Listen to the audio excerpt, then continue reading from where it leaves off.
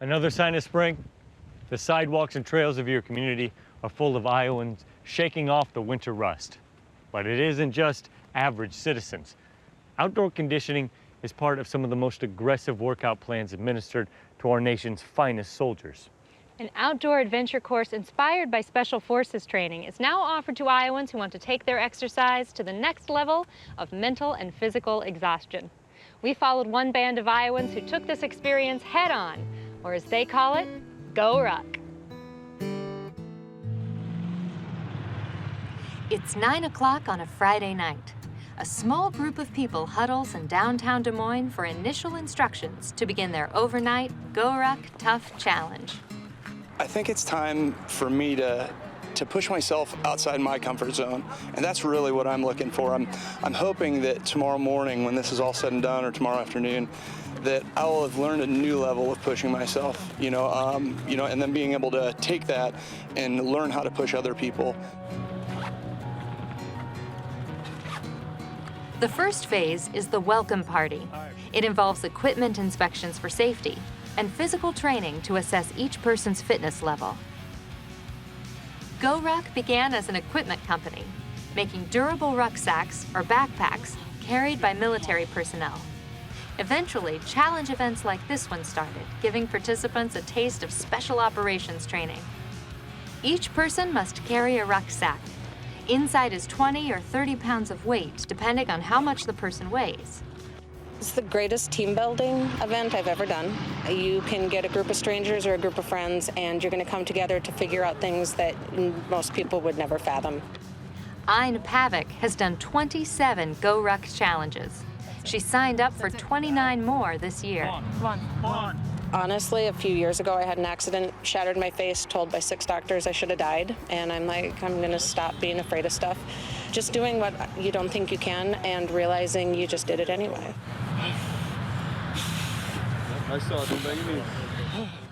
Despite first impressions, this is not boot camp. It's a team challenge. Come on, you can do it. You got this. You got it. You got it. There you go.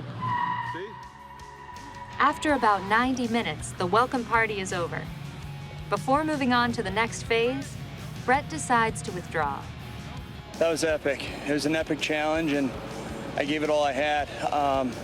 I do have asthma. I don't like to think of it as a limitation, but in today's challenge, it absolutely got the best of me. So for medical reasons, I just didn't feel it was safe for me to continue. You need to move together. A cadre is in charge. We agreed not to identify this cadre or show his face for safety and security reasons. He's an active duty special operations soldier, a Green Beret who spent time in the Middle East and shares his real-life military experiences and training with the group throughout the challenge. Definitely like the military aspect of it too. The fact that's put on by actual either vets or people still enlisted. I think that's pretty interesting too, because from what I can tell, you learn quite a bit from them as you're going along.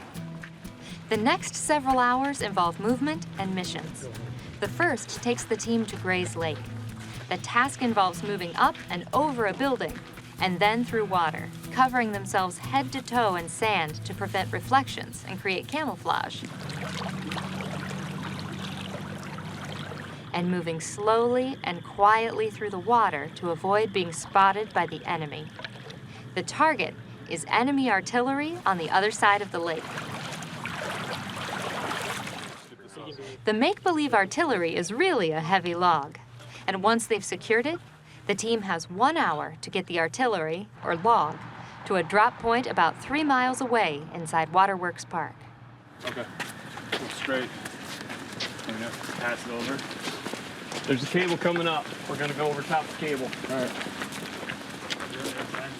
Careful with the log. We're going to take this position over here first.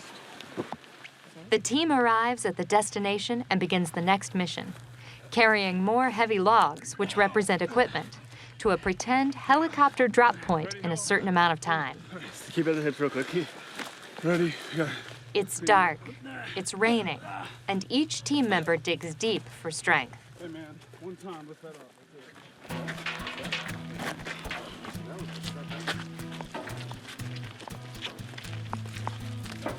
The ruckers got a taste of special operations training and lessons in teamwork, leadership, and communication. While you're walking, you can be talking, trying to figure out a solution. The Cadre says the team could have worked together better on the last mission. As a result, they do more physical training. There's one final mission. They break into 2 groups and help each other advance through an area to pick up 2 casualties and carry them out of harm's way. GORUCK is about teamwork, knowing they're capable of so much more as a team than any person individually.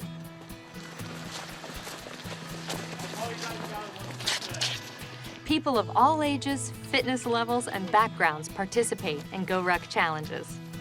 They've pushed themselves, tested their limits, done things they never thought they could do. It's just after 9 a.m. Saturday when they reach the end. The GORUCK challenge covered 12 hours and about 18 miles. I'm exhausted. I mean, it's mentally, physically, everything. It was fun. It was better than I expected, I think. I think when I kind of expected it, that'd be more just, coming out here and beating your heads against, the bricks and just kind of working out nonstop. But it was a good, we had the chance to kind of pull together as a team and do some learning and stuff. And that was I thought, more valuable to me, I thought. I think everybody had their own purpose that you kind of dig down deep. When you get to that point, you have to think about it, and I think that's what got everybody through it. Will you do it again? No, I'm sure. Yeah, I will. I'm regretting it right now, my feet are, but yeah, I'll do it again. Some of my favorite ones you learn the most. There's some events where it's more about the beatdown and others where it's more about learning, and I thought this was great. I'd say just do one. The hardest part is signing up. You get there, you have no idea what you're going to do, and you just do it. Hey, great job. Okay, ready?